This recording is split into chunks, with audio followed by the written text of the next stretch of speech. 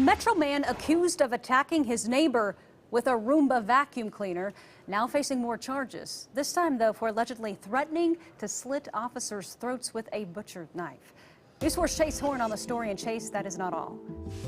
Yeah, that's right, Jolene. John Stafford could spend a decade in jail for allegedly sending threatening messages to his former boss, a boss he kept trying to report to 911 during a 12-hour standoff outside his home.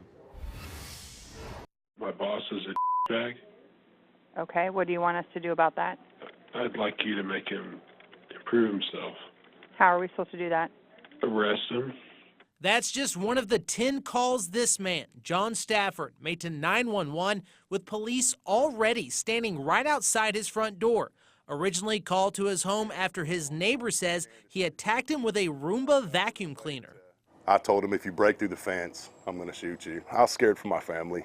What Stafford's neighbor didn't know at the time was just hours earlier, police had already paid him a visit, demanding Stafford clean up his act for alleged threats against his former employer.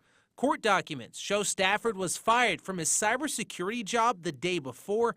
After getting the axe, Stafford is accused of sending emails and text investigators describe as bizarre in nature.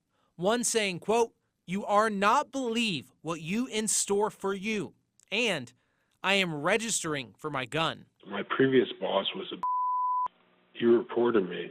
They sent out police officers to my house. Today? The threats didn't stop there. During the 12-hour standoff, Stafford's also accused of threatening to slit officers' throats with a steak knife. Now, Stafford was booked into the Canadian County Jail. It's not yet clear if he's paid his $5,000 bond or not.